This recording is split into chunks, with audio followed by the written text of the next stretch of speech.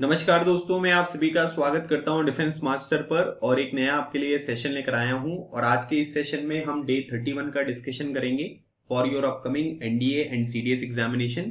तो इसमें मैं आपके साथ कुछ इंपॉर्टेंट क्वेश्चंस करंट अफेयर के डिस्कस करता हूं विद बैकग्राउंड इन्फॉर्मेशन, ताकि आप अपने एग्जामिनेशन में इन क्वेश्चंस को अच्छी तरीके से यहाँ पर अटेम्प्ट कर सकें। तो टोटल 30 वीडियोस मैंने आपको ऑलरेडी प्रोवाइड कर दिए हैं। आप उन वीडियोस के थ्रू बहुत सारी चीजों को यहाँ पर सीख सकते हैं। ठीक है, तो चलिए स्टार्ट करते हैं आज का हमारा सेशन। आज का पहला क्वेश्चन देखिए दिया हुआ है, consider the following statements. Operation Samudra Setu was launched by India to deliver medicine to the कोविड-19 अफेक्टेड कंट्रीज। ठीक है, समुद्र सेतु जो यहाँ पर आपका यहाँ पर मिशन था, उसको यहाँ पर लॉन्च किया गया था ताकि जो कोविड-19 अफेक्टेड कंट्रीज हैं उनको मेडिसिन वगैरह जो है वो डिलीवर यहाँ पर की जा सके।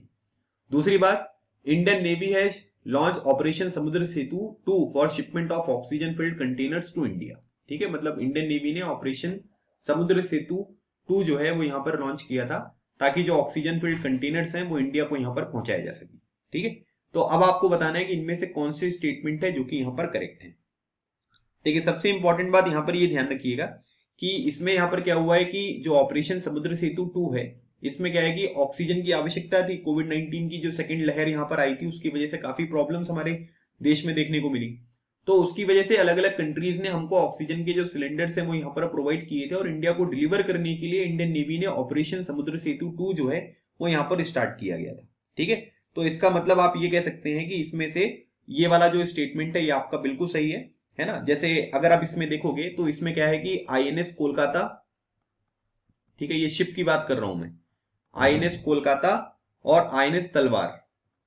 ठीक है, इन दोनों के बारे में अगर आप देखोगे कि ये दोनों शिप जो हैं वो कहां पर गए थे, ये मनामा गए थे, है ना। मनामा जो है वो बहरीन में है, तो बहरीन की राजधानी आपको मनामा देखने को मिलेगी, तो वहां से लेकर आए थे। और उसके बाद यहां पर आप ये कह सकते हैं कि आईएनएस जलस्वा, ठीक है, आईएनएस जलस्वा जो था वो कहां गया था भाई, ये गया था थाईलैंड, है ना, बैंकॉक।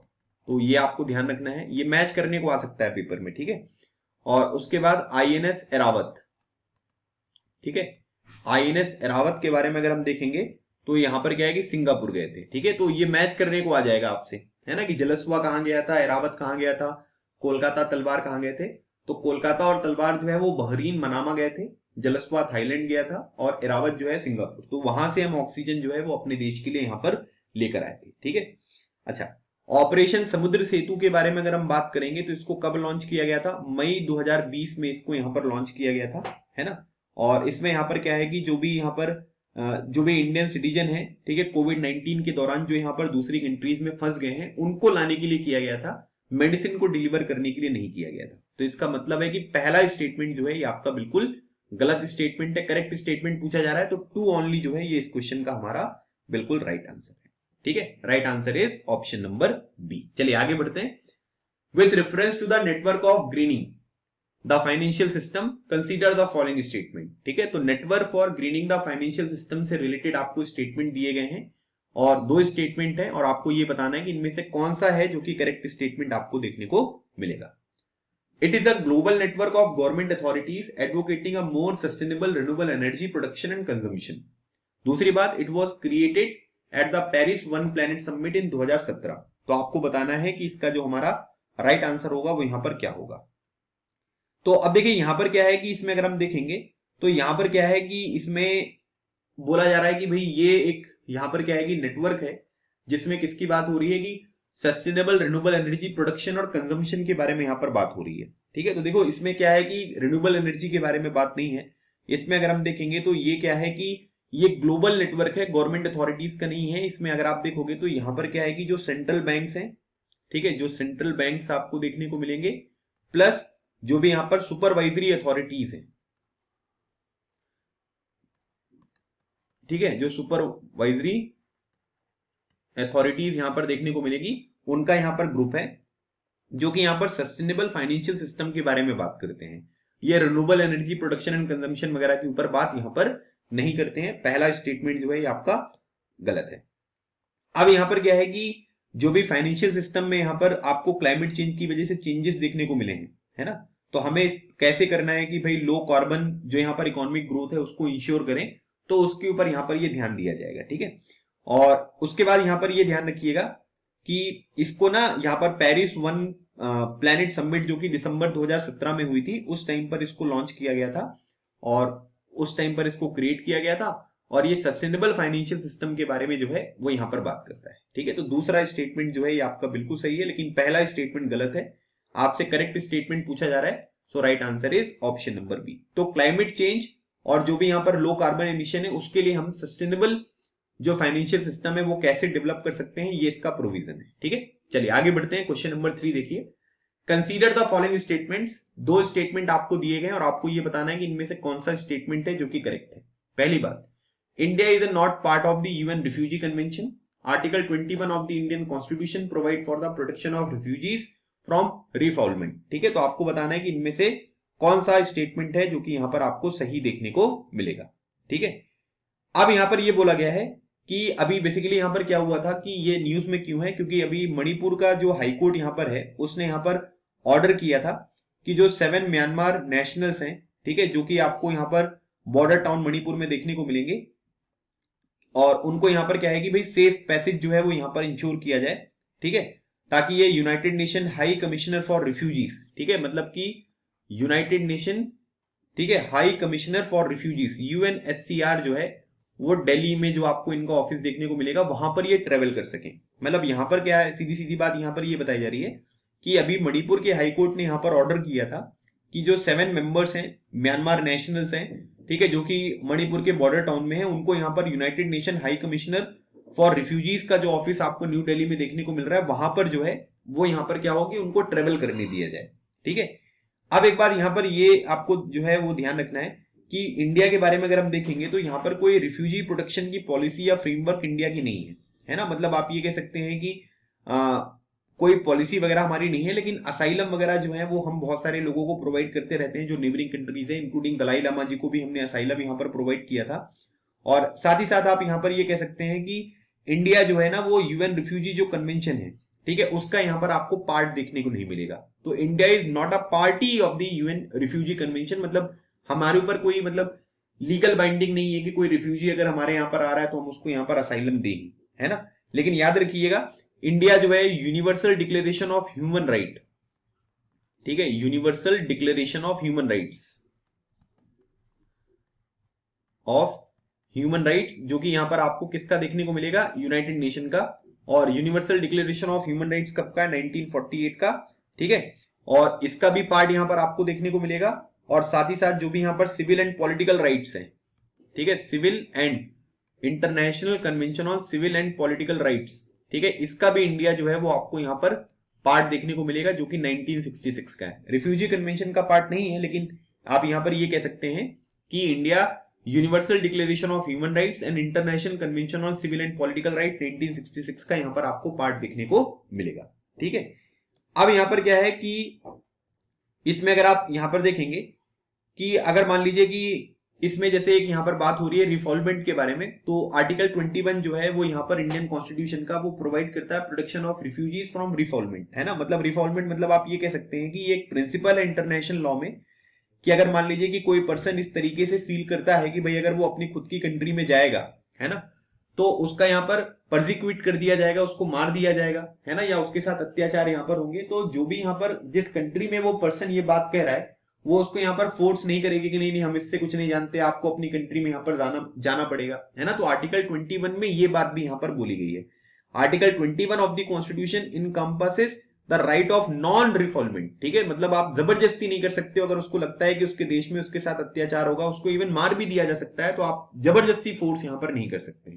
तो इसका मतलब है कि दूसरा स्टेटमेंट भी आपका बिल्कुल सही है। तो इस क्वेश्चन का हमारा राइट आंसर पूछा जा रहा है correct statement, so both 1 and 2 जो है ये इस क्वेश्चन का राइट आंसर यहां पर हो गया। ठीक है भाई, चलिए आगे बढ़ते हैं। क्वेश्चन नंबर 4 देखिए, कंसीडर द फॉलोइंग स्टेटमेंट्स। दो यहां पर आपको स्टेटमेंट दिए गए हैं और आपसे ये पूछा जा रहा है कि इनमें से कौन सा स्टेटमेंट है जो कि करेक्ट है। पहली बात है कि the national small savings fund NSSF was established within the consolidated fund of India. The rules to administer NSSF are framed by the President of India under Article 283(1) of the Indian Constitution. तो एक इस तरीके का question मैं आपके साथ पहले भी यहां पर डिस्कस कर चुका हूं कि यहां पर क्या होता है कि आप ये कह सकते हैं कि यहां पर जो ये बोला गया ना कि कंसोलिडेटेड फंड ऑफ इंडिया से यहां पर होता है, ये नहीं होता है, ठीक है। आप यहां पर याद रखिएगा, इसको जो है पब्लिक अकाउंट ऑफ इंडिया जो है उसके तहत यहां पर ये काम करता है, पब्लिक अकाउंट ऑफ इंडिया, ठीक है, पब्लिक अकाउंट ऑफ इंडिया, ठीक है। और यहां पर याद रखिएगा, ठीक है, इसको कब स्टेब्लिश किया गया था, 1999 में जो है वो यहां पर इसको स्टेब्लिश किया गया था, उसके तहत यहां पर काम करेगा, ठीक है। देखिए एनएसएसएफ के बारे में अगर हम बात करेंगे तो इसका बेसिक पर्पस यहां पर ये था, मेन ऑब्जेक्टिव ये था कि जो भी स्मॉल सेविंग्स ट्रांजेक्शन्स होती हैं उनको कंसोलिडेटेड फंड ऑफ इंडिया से हम यहां पर हटा दें, है ना।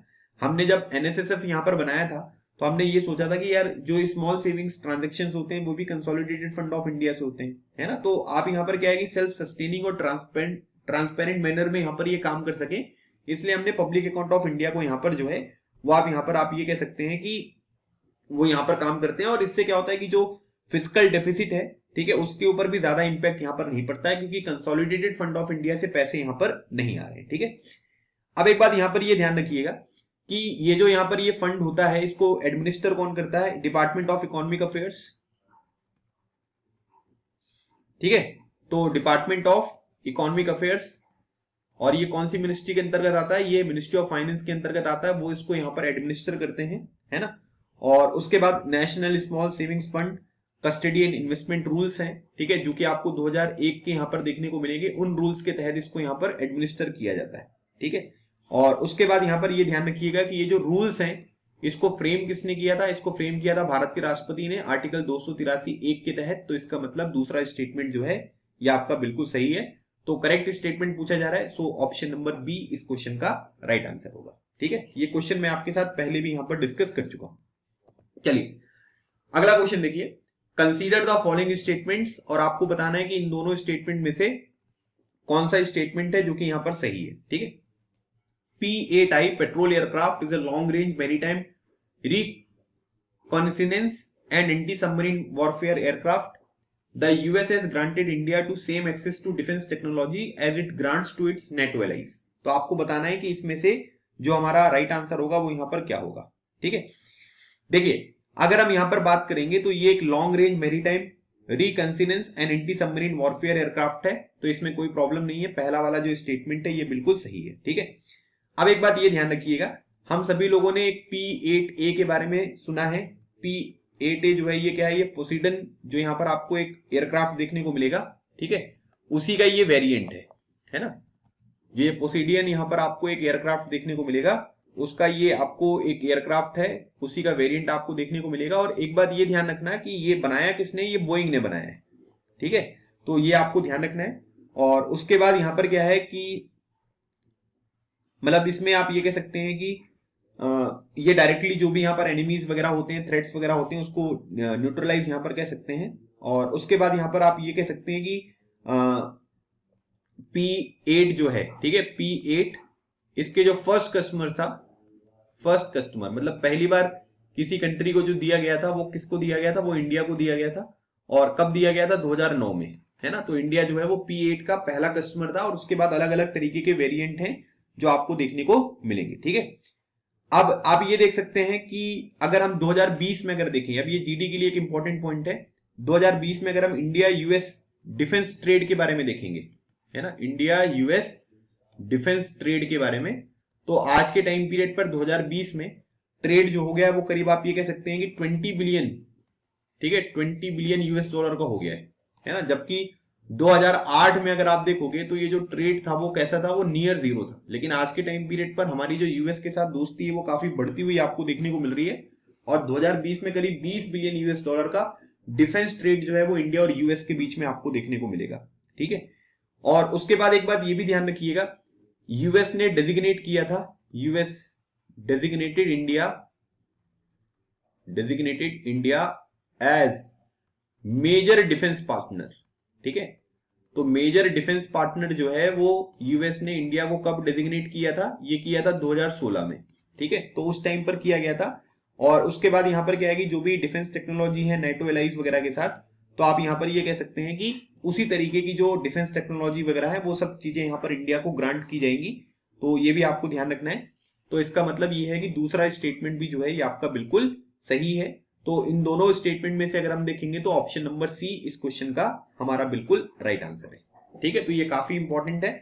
और देखिए एक होता है पार्टनरशिप होता है, फिर एक स्ट्रेटेजिक पार्टनरशिप होता है, फिर एक अलायंस होता है ना, फिर उसके बाद एक डिफेंस पैक्ट यहाँ पर साइन करते हैं। तो ये क्या होता है कि ये यूएस के साथ कोई भी रिलेशन अगर कोई कंट्रीज बनाती हैं तो ये सीक्वेंस के साथ यहाँ पर आगे बढ़ते हैं। और यूएस की मीडिया में काफी ये बात यहाँ पर चल रही है कि अब समय आ चुका है कि भारत को जो है वो या यूएसए को भारत के साथ एक अलायंस जो है वो यहाँ पर साइन करना चाहिए। लेकिन भारत जो है वो नॉन अलाइनमेंट को यहाँ पर फॉलो करता है। तो भारत अपने जो भी कंट्रीज के साथ रिलेशन होते हैं उनको स्ट्रेटेजिक पार्टनर्स की नजर से यहाँ पर देखता है, लेकिन अभी तक हम किसी अलायंस का पार्ट यहाँ पर नहीं है। ठीक है, तो देखते हैं कि आगे क्या होता है।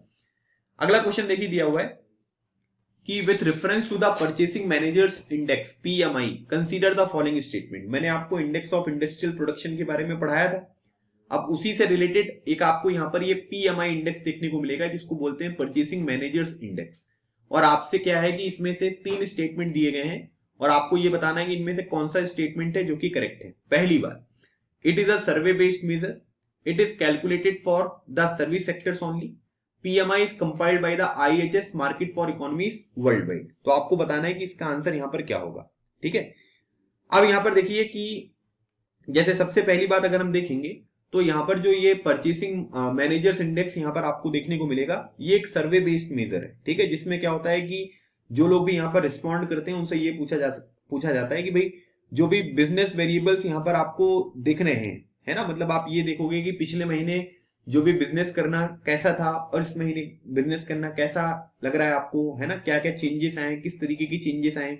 तो ये सब चीजें जो है वो यहाँ पर आपको बताई जाती हैं। ठीक है, तो आप ये कह सकते हैं कि ये एक सर्वे बेस्ड जो है वो मेजर आपको देखने को मिलेगा, है ना। और इसमें यहाँ पर क्या है कि पीएमआई का बेसिक पर्पस यहाँ पर ये होता है कि आपके देश में जो है वो मार्केट कंडीशंस कैसी हैं, फ्यूचर बिजनेस कैसे यहाँ पर हो सकता है ना, जो कि डिसीजन मेकर्स को, एनालिस्ट को, इन्वेस्टर को यहाँ पर थोड़ा सा मदद करेगा। तो ये इसका बेसिक पर्पस होता है।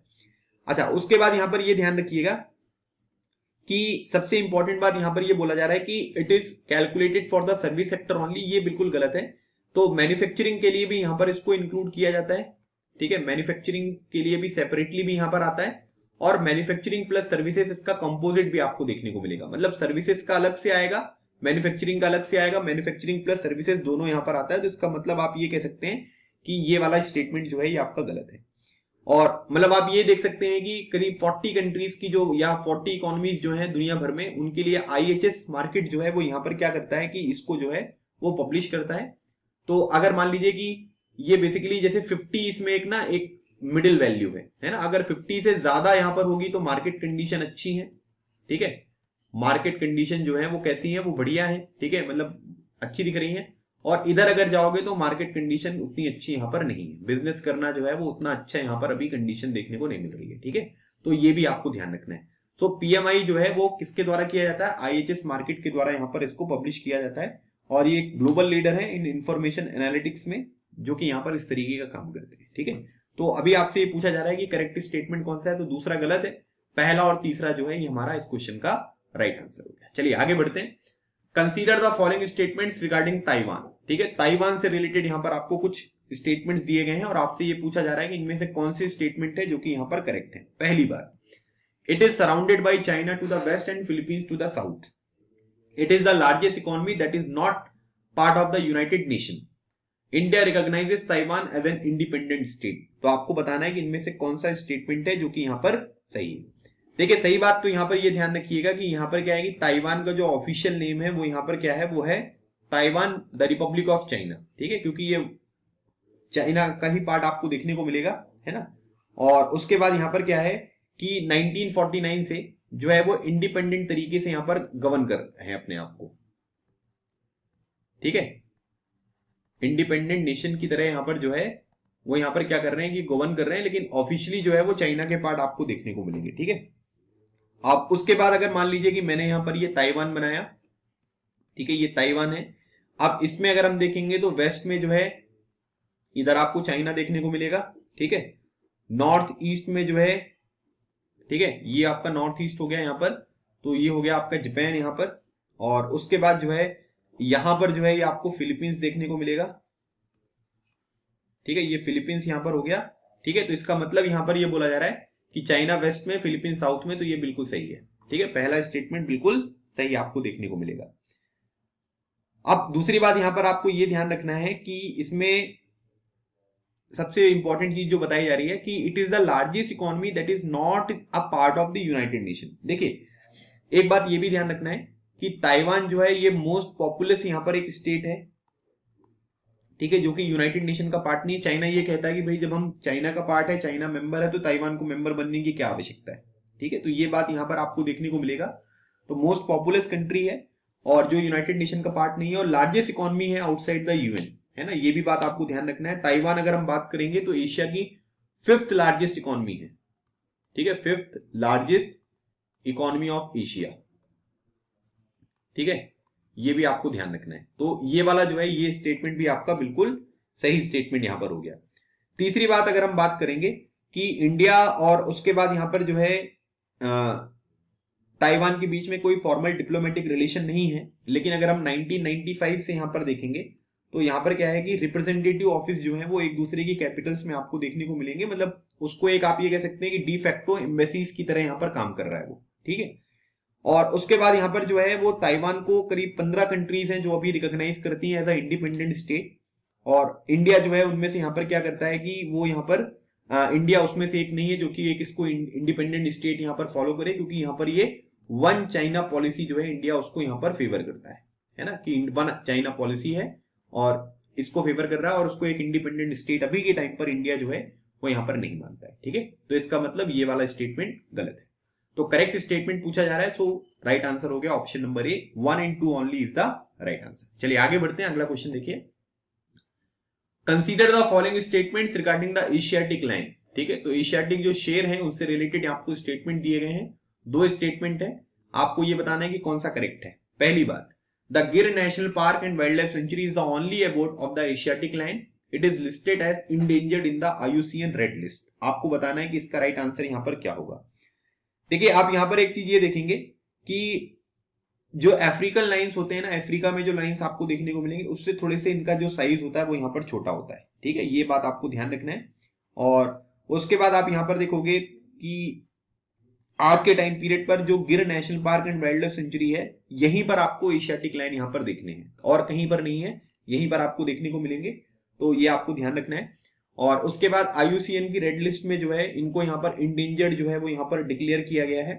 और साइट्स में अगर हम देखेंगे तो साइट्स में जो है इनको अपेंडिक्स 1 में रखा गया है, मतलब कि हाईएस्ट फॉर्म ऑफ प्रोटेक्शन जो है उनको यहां पर प्रोवाइड करी गई है, ठीक है, अपेंडिक्स 1। और उसके बाद wild life protection act, wild life protection act जो हमारे देश में है 1972 का, उसमें अगर आप देखोगे तो उसके शेड्यूल 1 में जो है इनको यहां पर रखा गया है, ठीक है। तो इसका मतलब ये दोनों स्टेटमेंट आपके बिल्कुल सही है, so right answer is option number C, ठीक है। चलिए आगे बढ़ते हैं, अगला क्वेश्चन देखते हैं। क्वेश्चन नंबर 9 है ये। Consider the following statements, 3 statements दिए गए हैं और आपसे ये पूछा जा रहा है कि इनमें से करेक्ट स्टेटमेंट कौन सा है। प्रधानमंत्री मुद्रा योजना PMMY, इसको 2015 में लॉन्च किया गया था, और ये मुद्रा एक फाइनेंशियल इंस्टीट्यूशन सेटअप है जो कि सरकार के द्वारा यहां पर किया गया है, और Mudra lends directly to the micro entrepreneur और इंडिविजुअल्स, ठीक है। तो आपको बताना है कि इसका राइट आंसर यहां पर क्या होगा, ठीक है।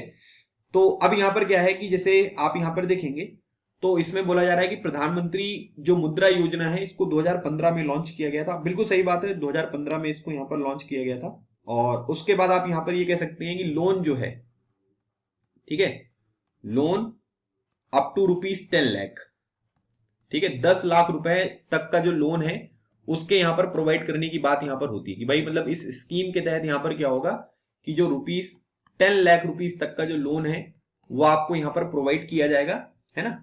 और ये जो नॉन कॉर्पोरेट्स होते हैं, ठीक है, ये बहुत इंपॉर्टेंट टर्म है, याद रखिएगा, नॉन कॉर्पोरेट जो है वो आपको देखने को मिलेंगे, नॉन फार्म, ठीक है, जो स्मॉल माइक्रो इंटरप्राइजेस होती हैं, इंटरप्राइजेस, ठीक है, उनको यहां पर ये प्रोवाइड किया जाएगा। तो इसका मतलब यहां पर क्या है कि आप ये कह सकते हैं कि मुद्रा जो है 2015 में लॉन्च हुआ था, ठीक है। दूसरी बात यहां पर एक बात ये ध्यान रखिएगा, मुद्रा का फुल फॉर्म भी होगा कुछ, यस बिल्कुल, तो इसको बोलते हैं माइक्रो यूनिट्स, ठीक है, micro units development, micro units development and, refinance agency limited, refinance agency limited है और ये एक फाइनेंशियल इंस्टीट्यूशन सेटअप है जो कि सरकार ने यहां पर बनाया है। ठीक है, तो इसका मतलब ये बिल्कुल सही है। तो मुद्रा का फुल फॉर्म है micro units development and refinance agency limited. और उसके बाद यहां पर ये याद रखिएगा, ठीक है, कि मुद्रा जो है वो क्या करता है कि जो भी फंडिंग वगैरह होती है नॉन कॉर्पोरेट या स्मॉल बिजनेस सेक्टर को जो है वो प्रोवाइड करता है। ठीक है, तो इसमें यहां पर क्या होगा कि इसमें डायरेक्टली नहीं करेगा, ये है ना, डायरेक्टली लेंड नहीं करेगा। इसमें यहां पर क्या होगा कि जो भी आपके बैंक्स होते हैं, है ना, बैंक्स हो गया आपका, ठीक है, और उसके बाद जो नॉन बैंकिंग फाइनेंशियल कंपनीज वगैरह होती हैं, ठीक है, या फिर आपके जो माइक्रो फाइनेंस इंस्टीट्यूशंस होते हैं उनके तहत यहां पर होगा। ठीक है, इनके तहत यहां पर प्रोवाइड किया जाएगा, डायरेक्टली नहीं प्रोवाइड किया जाएगा। ठीक है, तो ये बात आपको ध्यान रखनी है। सो तीसरा स्टेटमेंट जो है ये आपका बिल्कुल गलत है। तो करेक्ट स्टेटमेंट पूछा जा रहा है, सो 1 एंड 2 ओनली जो है ये इस क्वेश्चन का राइट आंसर हो गया। चलिए अगली बात करते हैं। अगला क्वेश्चन देखिए, क्वेश्चन दिया हुआ है आपको next, consider the following statements, the World Press Freedom Day is organised by the United Nation, ठीक है, educational scientific and cultural organisation, UNESCO के द्वारा वर्ल्ड प्रेस फ्रीडम डे जो है वो यहां पर मनाया जाता है। The Windhoek declaration is a benchmark for ensuring press freedom around the world. ठीक है, तो आपको बताना है कि इसका जो हमारा राइट आंसर होगा वो यहां पर क्या होगा। ठीक है, चलिए बताइए इसका क्या होगा। देखिए सबसे पहली बात तो याद रखना कि वर्ल्ड प्रेस फ्रीडम डे जो है वो यहां पर कब मनाया जाता है, तो ये हर साल जो है वो 3 मई को यहां पर मनाया जाता है। 3 मई को जो है हर साल यहां पर मनाया जाता है। और उसके बाद इस बार की अगर हम थीम के बारे में बात करेंगे, ठीक है, तो थीम क्या है, ये है information as a public good. ठीक है, information as a public good, ये काफी इंपॉर्टेंट है, ये याद रखना है आपको कि इंफॉर्मेशन जो है वो एक तरीके की पब्लिक गुड आपको देखने को मिलेगी। ठीक है, और यूनेस्को के द्वारा बिल्कुल यहां पर ये मनाया जाता है ये। ठीक है, तो इसका मतलब है पहला स्टेटमेंट आपका बिल्कुल सही है। ठीक है, और उसके बाद यहां पर क्या है कि इसको यूएन असेंबली में जो है वो 1993 में जो है वो बात करी गई थी कि भाई ऐसा कोई एक डे जो है वो हमको यहाँ पर सेलिब्रेट करना है। ठीक है, तो यूनेस्को की जनरल कॉन्फ्रेंस ने 1991 में रिकमेंड किया था, लेकिन प्रोक्लेम किया गया था यूएन जनरल असेंबली में 1993 में। ठीक है, और उसके बाद यहां पर क्या है कि विंडहॉक डिक्लेरेशन जो है, ठीक है, मतलब आप ये कह सकते हैं कि ये इसी से रिलेटेड है कि भाई जो प्रेस फ्रीडम होगी अराउंड द वर्ल्ड उसको थोड़ा इंश्योर करना है, इसके लिए विंडहॉक जो है वो आप ये कह सकते हैं कि ये स्टेटमेंट आपको देखने को मिलेगा। और तो इसका मतलब ये है Windhoek declaration is a benchmark for ensuring press freedom around the world. तो यूनेस्को ने जो है इसको यहां पर अडॉप्ट किया था। ठीक है, इसको यहां पर यूनेस्को ने अडॉप्ट यहां पर किया था। तो दूसरा स्टेटमेंट भी जो है ये आपका बिल्कुल सही स्टेटमेंट है। तो करेक्ट स्टेटमेंट पूछा जा रहा है, सो बोथ 1 एंड 2 जो है ये इस क्वेश्चन का राइट आंसर हो गया। ठीक है, तो ये थे आज के हमारे 10 क्वेश्चंस। और बाकी आप हमारा डेली न्यूज एनालिसिस वाला कोर्स भी यहाँ पर इनरोल कर सकते हैं। यहाँ पर मैं आपको न्यूज भी एनालिसिस करता हूँ और साथ ही साथ क्वेश्चंस भी प्रैक्टिस कराता हूँ, जो कि आपके अपकमिंग वेरियस एग्जामिनेशन के लिए काफी ज्यादा इंपॉर्टेंट होंगे। ठीक है, इसका प्राइस केवल 249 है। ठीक है, 249 रुपीज में आपको बहुत सारी चीजें सीखने को मिलेगी जो सीरियस बेसिस पे अपने एग्जामिनेशन की प्रिपरेशन कर रहे हैं। ठीक है, बाकी हमारा एसएसबी का बैच ऑलरेडी यहाँ पर अनाउंस हो चुका है, सिल्वर कोर्स भी है, गोल्ड कोर्स भी है। वीडियो के अंत में मैं उसकी लिंक प्रोवाइड कर दूंगा, आप इन दोनों में डिफरेंस यहाँ पर समझ सकते हैं कि दोनों कोर्स में क्या डिफरेंस है। बाकी इसके ऊपर वीडियो भी मैंने हमारे यूट्यूब चैनल पर प्रोवाइड किया हुआ है। आप ये नंबर है मेरा, कॉन्टेक्ट कर सकते हो अगर किसी भी तरीके का कोई डाउट होता है, इंटरेस्ट अगर आप दिखाते हैं तो। बाकी आप हमारा डिफेंस मास्टर ऐप डाउनलोड करके भी कुछ डेमो वीडियोस वगैरह भी यहाँ पर देख सकते हैं। ठीक है, तो ये था गाइज आज का हमारा सेशन। आई होप आपको ये सेशन अच्छा लगा होगा। मिलते हैं हमारे नेक्स्ट सेशन में, तब तक keep smiling and keep preparing. लगे रहो, एग्जाम क्लियर करो। थैंक यू सो मच, जय हिंद।